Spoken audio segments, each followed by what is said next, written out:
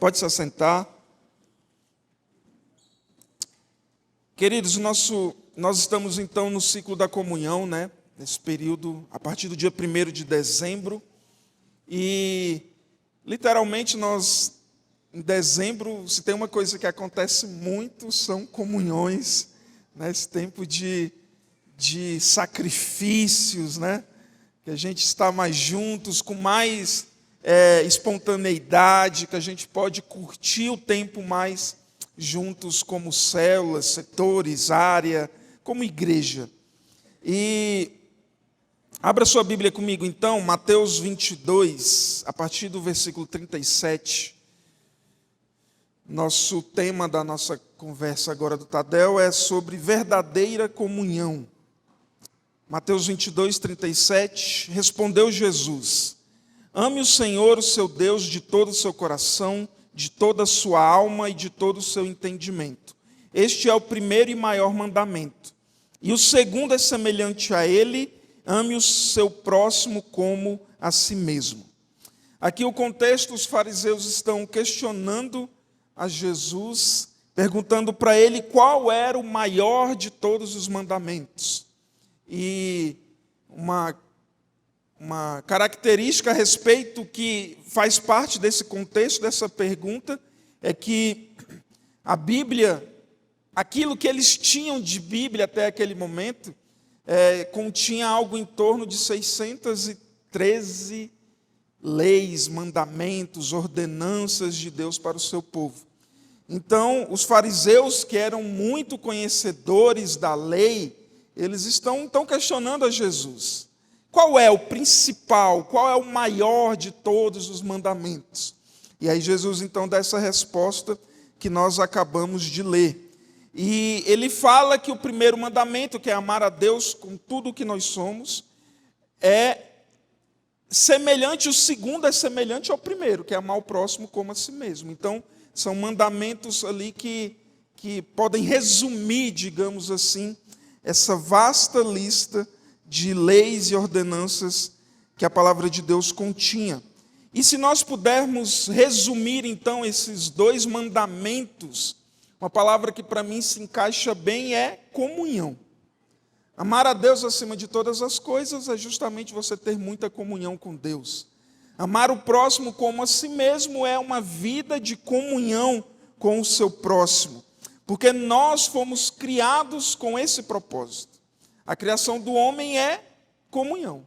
O motivo pelo qual o Senhor nos criou é comunhão vertical, relacionamento nosso com Deus, e comunhão horizontal, que é o relacionamento nosso entre nós, com os irmãos. E quando nós estamos então falando de comunhão, nós estamos falando de relacionamentos, da vida que nós temos uns com os outros. A Bíblia, a gente pode ver, e a Bíblia é um conjunto de livros que trata e traz nela diversos relacionamentos. É uma grande descrição de tantos relacionamentos, histórias de relacionamentos de Deus com o seu povo, do povo de Deus com ele, e relacionamentos entre o povo de Deus. Porque uma coisa que é um fato, é que não existe comunhão sem amor. Porque esses dois mandamentos que Jesus resume, os principais mandamentos, eles estão atrelados ao ato de amar. Primeiro e principal mandamento: ame o Senhor, seu Deus. Segundo mandamento, que é semelhante ao primeiro: ame ao próximo como a si mesmo. Então, não existe comunhão, relacionamento sem amor. E nosso alvo nessa manhã, então, é fazer um diagnóstico da nossa comunhão. Como que está a nossa vida de comunhão? E a gente vai ver, então, 2 pontos: a nossa comunhão com Deus e a nossa comunhão com o próximo. Então, nesse diagnóstico, em primeiro lugar, da nossa comunhão com Deus, Mateus 22, 37. Respondeu Jesus: ame o Senhor, o seu Deus, de todo o seu coração, de toda a sua alma e de todo o seu entendimento. E a gente então já falou que esse amor, esse mandamento, ele é comunhão, é vida na vida. E não existe comunhão com Deus.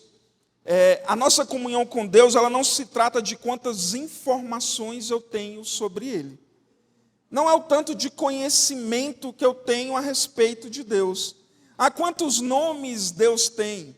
Qual o significado do nome de Deus? Não que essas coisas sejam erradas ou ruins por si próprias, mas isso não resume a nossa vida de relacionamento com Deus. A nossa comunhão com Deus se trata mais do quanto nós conhecemos a Deus. Quanto de Deus há em nós? Como é a nossa vida de relacionamento com Deus? Como é a nossa comunhão com o Senhor? Porque se comunhão é relacionamento, então isso significa que é passar tempo, é ter segredos, é saber muito um sobre o outro. E claro que o Senhor sabe tudo sobre nós, até mais do que nós mesmos. Mas será que nós sabemos muito a respeito do Senhor? Será que nós temos segredos com o Senhor? Será que nós temos uma vida de relacionamento? Será que a gente tem tempo de qualidade com o Senhor? Será que nós temos uma verdadeira comunhão com o Senhor? Porque, digamos que, deixa eu pegar aqui, talvez o Fábio. Se alguém me perguntar assim, fala um pouco sobre o Fábio. Eu tenho um nível mais ou menos de intimidade com o Fábio, a gente brinca um pouco de vez em quando de Rami Cub, eu ganho mais dele do que ele de mim, isso é um fato, é uma verdade, mas eu poderia falar 5 minutos a respeito do Fábio, talvez eu conseguiria descrever em 5 minutos aquilo que eu tenho de conhecimento do Fábio, mas certamente eu passaria aqui 5 horas falando sobre a Jaque, facilmente. E se me der mais tempo, eu falaria ainda mais. Porque eu tenho muita intimidade com a Jaque. Nós temos aí 11 anos de casados. Já comemos muito sal juntos. E então eu falaria muito tempo a respeito de quem eu tenho muita intimidade. Quem está me entendendo aqui? O nível de intimidade que você tem com o Senhor vai ser definido pelo tempo que você passa com Ele. Se você passa muito tempo com Deus, você vai ter muita intimidade com Deus. Se seu tempo com Deus é pequeno, você vai ter pouca intimidade com o Senhor. E talvez se algum dia alguém pedir para você descrever o Senhor, você vai gaguejar um pouquinho, porque sem muito relacionamento não tem como ter muita intimidade. E sem muita intimidade não tem como eu falar a respeito de alguém. E a pergunta então é essa: quanto tempo você conseguiria falar sobre Jesus? E a gente tem na Bíblia ali a primeira pergunta que Deus faz para o homem. A primeira vez que Deus faz uma pergunta para o homem está em Gênesis capítulo 3, versículo 9. O Senhor diz: mas o Senhor Deus chamou o homem, perguntando: onde está você? E aqui foi logo depois do homem, da mulher, desobedecer o Senhor, escolher seus próprios caminhos, não dar ouvidos à ordem, à ordenança, à direção que Deus tinha dado. E essa pergunta que Deus faz, onde está você, é o começo de algo maior. Porque o que Deus está falando é: onde está você que não na minha presença? Onde está você que não está aqui junto a mim? Por que você está se escondendo, se o nosso objetivo é ter comunhão um com o outro? Cadê você, Adão? E se em algum momento o Senhor nos questiona onde nós estamos, é porque provavelmente nós não temos andado muito tempo na sua presença. Porque quando nós estamos na presença do Senhor, o Senhor não vai perguntar onde é que nós estamos. Quem está me entendendo aqui? Então, ter comunhão com Deus é diferente de você fazer coisas para Deus. Você pode sim fazer coisas para Deus e mesmo assim não ter comunhão com Ele. A gente percebe isso que quando Adão se escondeu atrás de uma árvore, A árvore foi algo que Deus criou. E Adão estava escondido de Deus atrás de algo que ele criou. Isso nos revela que muitas vezes nós estamos no meio das coisas de Deus, envolvidos com as coisas de Deus, mas mesmo assim, Deus continua nos perguntando: onde é que tu está? Cadê você que não na minha presença? E isso, irmãos, eu não estou falando que fazer coisas para Deus é ruim, muito pelo contrário. Eu estaria, inclusive, despregando a palavra do pastor Willy, se eu falasse algo nesse sentido. Mas a verdade é, mais do que fazer coisas para Deus, isso deve ser resultado do meu relacionamento com Ele. Inclusive, eu de vez em quando, eu gosto de falar com o pessoal com que nós caminhamos juntos, que faça algo não porque eu estou pedindo para você fazer.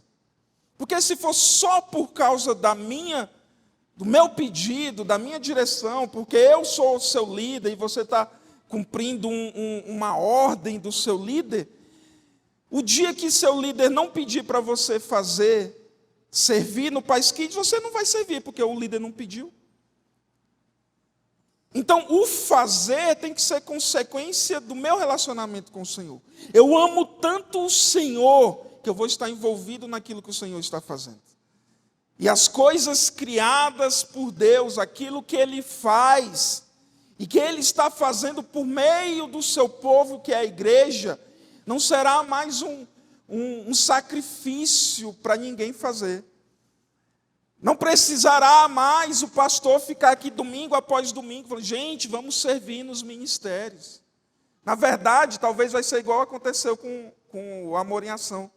O pastor vai ter que falar: gente, já arrecadamos demais, tá bom, obrigado pela generosidade de vocês, vamos deixar para a próxima ação, aí na próxima a gente volta a reunir e arrecadar novamente.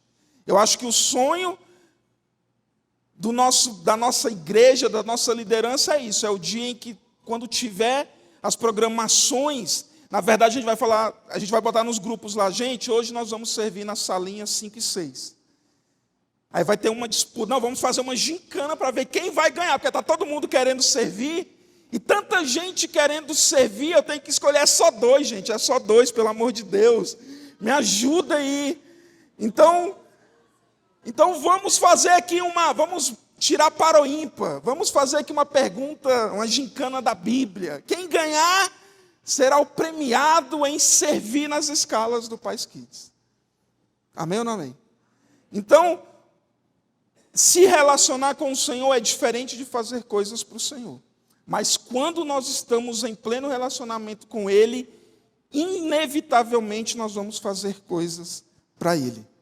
Êxodo 33:15. Então Moisés disse: se a tua presença não for comigo, não nos faça sair deste lugar.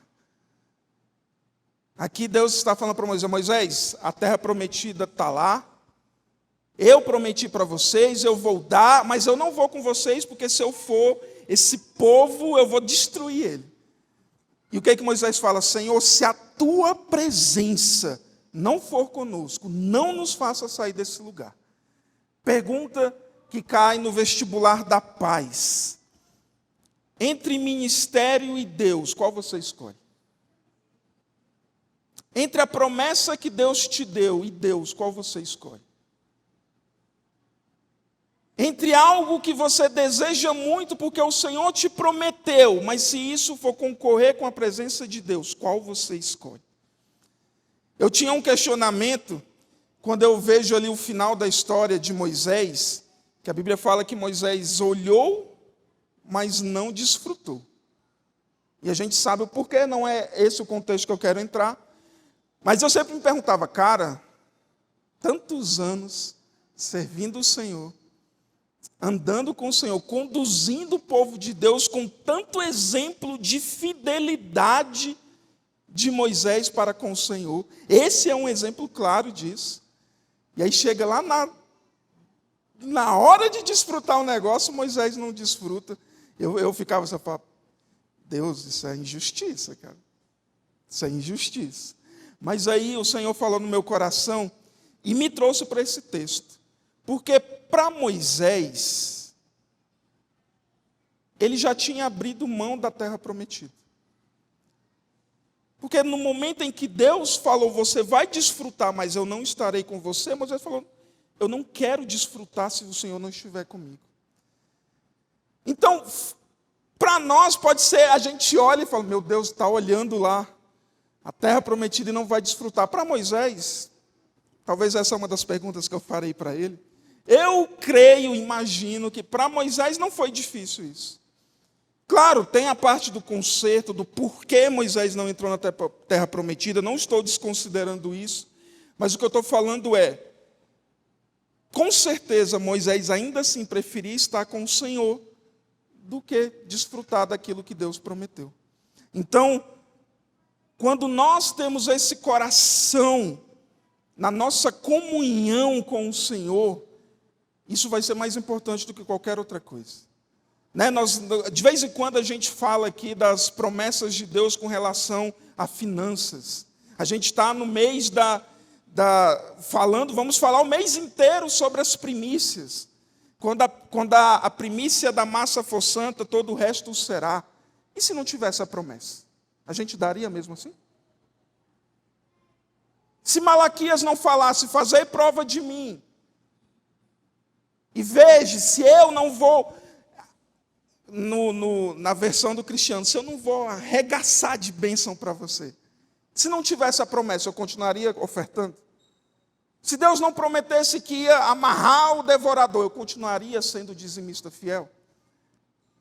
A resposta a essa pergunta será a resposta do porquê nós estamos fazendo. Se é por causa do nosso amor e gratidão ao Senhor, ou se é porque Deus promete algo para aqueles que fazem. E irmãos, eu não estou indo contra a palavra de Deus. A palavra de Deus promete. Faz isso, Deus vai te abençoar. Faz aquilo, Deus vai te abençoar. Está lá, seria louco se eu estivesse aqui desconstruindo o que a palavra de Deus fala. Mas é um exercício da nossa fé. E se não tivesse a promessa, eu continuaria fazendo?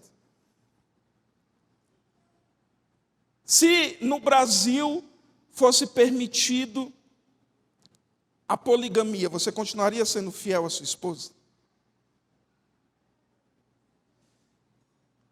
Porque o motivo pelo qual nós fazemos o que fazemos diz muito a respeito da nossa fé, do nosso caráter, diz muito a respeito das coisas que nós fazemos em nome do Senhor. Amém ou não amém? Mas, caso a nossa comunhão e a nossa escolha não seja Deus, e a nossa comunhão com Ele não esteja tão firme como deveria, não se preocupem, ainda, enquanto Jesus não volta, ainda há tempo para cada um de nós. Porque a gente vê lá no caso de Pedro, Mateus 26, 69, Pedro estava sentado no pátio, e uma criança aproximando-se dele disse, você também estava com Jesus o Galileu. Mas ele o negou diante de todos, dizendo, não sei do que você está falando. Pedro andava com Deus, mas não tinha verdadeira comunhão com Ele. Isso aqui deixa claro. No resquício de desafio da fé de Pedro, ele afrouxou. E ele negou. Mas esse não é o final. João capítulo 21, 18. Digo-lhe a verdade. Quando você eras mais jovem, vestia-se e ia para onde queria. Mas quando for velho, estenderá as mãos e outra pessoa o vestirá e o levará para onde você não deseja ir. Aqui, Jesus está falando para Pedro, inclusive, o tipo de morte com qual Pedro iria glorificar a Deus. E agora Pedro não negou. Jesus não só resgatou Pedro naquela questão das 3 perguntas, Pedro, tu me amas, Pedro, tu me amas, Pedro, tu me amas. Mas Jesus, inclusive, falou, Pedro, a sua resposta ao amor que você tem por mim, você então vai cuidar daqueles que eu colocar diante de você. E mais do que isso, sua morte será trágica. E nesse momento, Pedro não negou. Então, se em algum momento nossa comunhão com o Senhor não está top da balada, ainda há tempo da gente voltar para o lugar de plena comunhão com Ele. Amém ou não amém? Em segundo lugar, então, do diagnóstico da nossa comunhão, é a nossa comunhão com o próximo. Mateus 22, 39. E o segundo é semelhante a ele: ame o seu próximo como a si mesmo. Essa comunhão aqui de amor ao próximo é uma ordem, está no imperativo. E se é uma ordem, as circunstâncias não têm poder para impedir que essa comunhão aconteça. Porque se é uma ordem do Senhor para nós, o Senhor não sabia que circunstâncias poderiam dificultar? Como que o Senhor manda a gente fazer alguma coisa se a circunstância vai impedir a gente de fazer? Então é porque a circunstância não tem poder para impedir nós amarmos o próximo, nós termos comunhão com o próximo, nós termos vida na vida do próximo. Inclusive Atos capítulo 2, o autor descreve que os irmãos, a igreja do Senhor, eles perseveravam na comunhão. Irmãos, e para nós, perseverar pode ser assim, tipo assim, se o Eduardo agora mandar uma mensagem para o Cristiano, lá em casa vai ter uma picanha na chapa. Você acha que ele vai precisar perseverar muito para mim estar lá? Inclusive, fica a dica. Não vai, irmãos, mas naquela época, perseverar era perseverar de verdade. Inclusive, tem um filme, é Ressurreição. Assiste esse filme. Mostra ali, logo depois que Jesus ressuscita e tal, os soldados romanos indo atrás do corpo de Jesus e dos discípulos e querendo saber. Cara, aquilo ali é perseverar na comunhão. Porque a perseguição está batendo a porta. A morte está batendo a porta. E mesmo assim eles perseveram na comunhão, no partir do pão, na doutrina e na oração. Então, irmãos, para nós é fácil. Então tem como, faça uma análise nesse seu diagnóstico. Tem como a gente dizer que é difícil? Mas eu sou uma pessoa que minha bateria social acaba muito rápido, que não sei o que lá. Irmãos, de verdade, tem dificuldade em você ter comunhão em comparação à perseverança da comunhão da igreja primitiva? Não tem, irmãos. Mas fulano irmãos, fulano é difícil, fulano é chato, irmãos. Se o Senhor fosse falar a respeito de nós, todos nós seríamos chatos, porque, de verdade, amém ou não amém? Então nós precisamos ter esse hábito de perseverar, conquanto a nossa perseverança nem é tão difícil assim, mas precisamos perseverar na comunhão uns com os outros. Irmãos, não é que isso é algo importante. Pode ser. Isso é imprescindível para a igreja do Senhor. Sem comunhão, nós não temos verdadeiro relacionamento. Na comunhão, nós somos quem somos de verdade. Aqui, eu preparei esse esboço, eu treinei, está tudo esquematizado.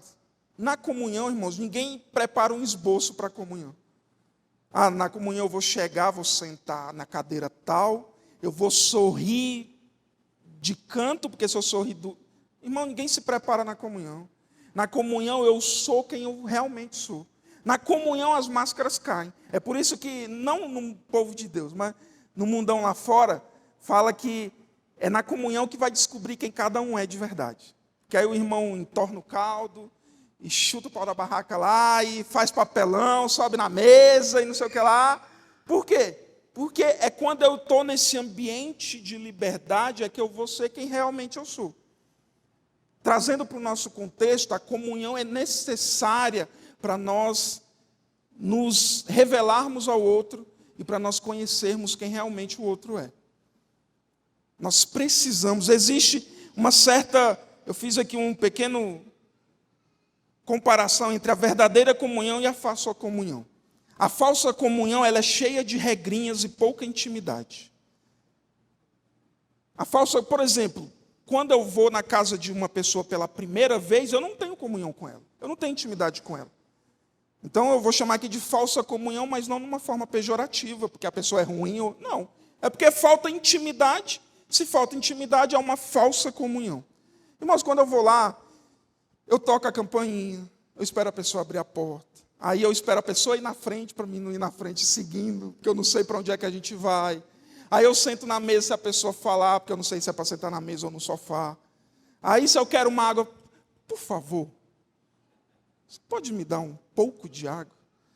Aí a gente, quando está um pouco mais tímido, a pessoa, você deseja uma água, uma coca, um suco? Não, só uma aguinha tá bom. Porque, na verdade, a gente está por dentro. Meu Deus, eu queria um suco geladinho. Mas a gente fala, não, só uma aguinha tá bom. Não precisa se incomodar. Irmãos, a verdadeira comunhão, a gente chega na casa do fulano. Se a casa for daquelas que a porta é trancada, beleza, eu tenho que pedir. Quando eu não tenho a chave já da casa do irmão. Mas eu tenho que pedir para o irmão e abrir. Mas quando ele abre, irmãos, ele fica lá fechando a porta, eu já estou lá na sala. Eu já estou abrindo a geladeira para saber o que vai ser a sobremesa. Eu já estou lá e eu já deito no sofá. Cadê o Pedro? Cadê o Pedro? Olha lá. Depois vocês acompanham o Pedro nos stories dele na casa da Larissa. Mas ele está lá, pezão no sofá para cima, assim, esperando acontecer. E eu, assim, eu também sou assim lá nesse ambiente, porque lá a gente tem muita intimidade. Então, quando tem verdadeira comunhão, eu sou quem eu sou. E está tudo bem. O problema não, a verdade é essa, que está tudo bem. Porque onde eu tenho liberdade, eu ajo com naturalidade. Não é aquele lugar que eu estou todo engessado, irmãos. Eu tenho liberdade para estar lá. E eu ajo como alguém de casa. A casa é minha, é dele tanto quanto minha. Se precisar dormir lá, vou dormir. Se precisar, eu cheguei para visitar o irmão 12:10. Olha, eu não sabia que vocês estariam almoçando essa hora. Meu Deus do céu. Vou ter que ficar agora para o almoço, olha. Irmãos, nós precisamos desse nível de intimidade entre nós. Porque é nesse lugar que nós vamos, inclusive, ser tratados. É no lugar que eu tenho intimidade que eu tenho liberdade para me abrir. É no lugar que eu tenho intimidade que eu vou correr quando o bicho está pegando. Eu estou sem carro esses dias, meu carro deu um PT. E eu acho que é Deus falando que eu tenho que trocar, porque eu já arrumei um tanto esses dias e o carro, meu Deus do céu. E aí, eu liguei no Eduardo, mandei mensagem, Eduardo, estou sem carro, teu carro está parado, o Eduardo estava viajando, né? Estava fazendo um sacrifício lá para o sul. Eduardo, teu carro está parado aí? Não está com fulano. Aí eu fui atrás de outro, fulano, teu carro está parado? Tá. Então me empresta, que eu tenho que ir lá no Aureni. Irmãos, ninguém faz isso com quem não tem intimidade. Amém ou não amém? Nós precisamos, o povo de Deus precisa de relacionamento verdadeiro. Precisa, nós carecemos, isso é essencial para nós, para a nossa vida com Cristo. Essa comunhão que nós temos com Ele, mas também tão importante quanto essa comunhão verdadeira que nós temos uns com os outros. E a Bíblia fala lá em Atos, quando eles perseveravam na comunhão, no partir do pão, na doutrina, nas orações, o Senhor ia acrescentando aqueles que iam sendo salvos. Quando nós estamos em plena comunhão, inclusive, isso atrai o perdido para o nosso meio. Porque o perdido também quer ter comunhão. Ele também quer ter vida na vida. E talvez lá onde ele está, ele não está encontrando. E quando ele olha para nós e vê a nossa alegria, a nossa comunhão, a nossa intimidade, ele vai ser atraído para isso. E o Senhor vai acrescentar os que estão sendo salvos. Amém? Glória a Deus.